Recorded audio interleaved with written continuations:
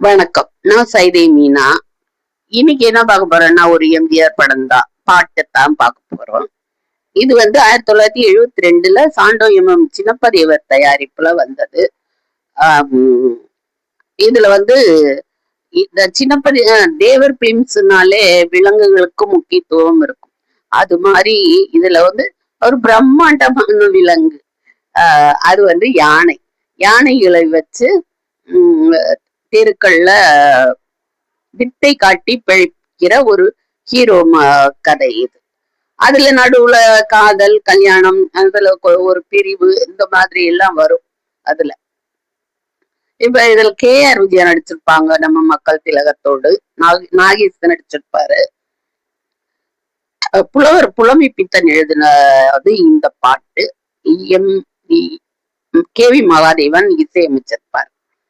பாட்டு பாத்தீங்கன்னா, வயிற்றுக்காக மனுஷன் இங்கே கைத்திலாடுறான் பாரு, ஆடி முடிச்சு இறங்கி வந்தா புறந்தாண்டா சோறு, நான் அன்போடு சொல்லுவத கேட்டு நீ அத்தனை திறமையும் காட்டு, இந்த அம்மாவை பாரு ஐயாவை கேளு ஆளுக்கு ஒண்ணு கொடுப்பாங்க. இப்படி போகும் முதல் சரணம்.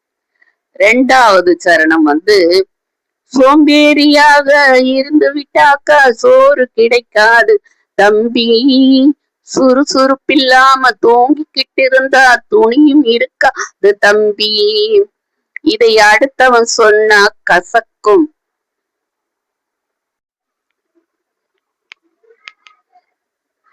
கொஞ்சம் அனுபவம் இருந்தா இனிக்கும், இதுக்கு ஆதாரம் கேட்டா 1000 இருக்கு, அத்தனையும் சொல்லி போடு. இந்த லைன்ல ஒரு குழந்தை இந்த வேடிக்கை பார்த்த வந்த கூட்டத்துல துணி இல்லாம நிக்கும். ஒரு துண்டு எடுத்துட்டு அதுக்கு போர்த்திட்டு பாடுவார். எங்க போனாலும் எந்த பாட்டு பாடினாலும் அதுல அவருக்கு இந்த குழந்தைகள், இந்த வயசான மனிதர்கள் இவங்களோட வச்சு அந்த சீன் செய்யலினா அவருக்கு திருப்தி ஆகாது. அப்புறம் அந்த பாடல், அது எந்த பாடலா இருந்தாலும் இந்த மாதிரி ஒரு கருத்துக்களை வைக்கிறது.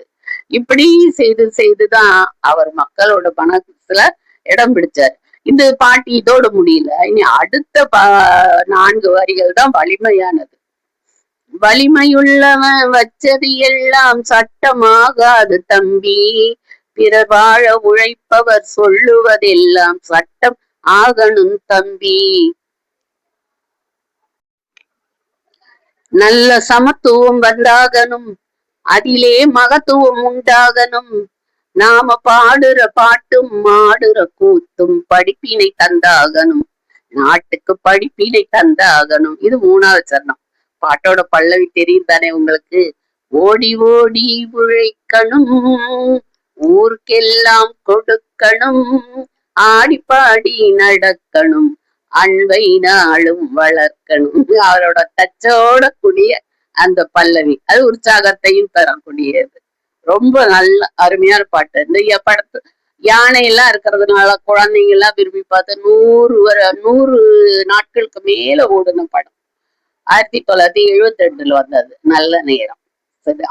இதுல ஒரு விஷயம் பாத்தீங்கன்னா, அவர் படத்தை எல்லாமே பாட்டா இருக்கட்டும், படத்தோட தலைப்பா இருக்கட்டும், ஒரு நேர்மறை கருத்து, நேர்மறை வார்த்தை இருக்கும். நல்ல நேரம் அப்படின்னு சொன்னா எப்படி?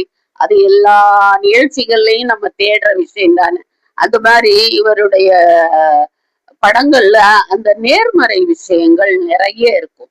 அதுவே இவருக்கு இவ்வளவு கோடிக்கணக்கான ரசிகர்களை பெற்று கொடுத்ததுன்னு சொல்லலாம். சரி, நம்ம அடுத்த ஒரு பாட்டுல நாளை பார்க்கலாமா? வாங்க. வணக்கம்.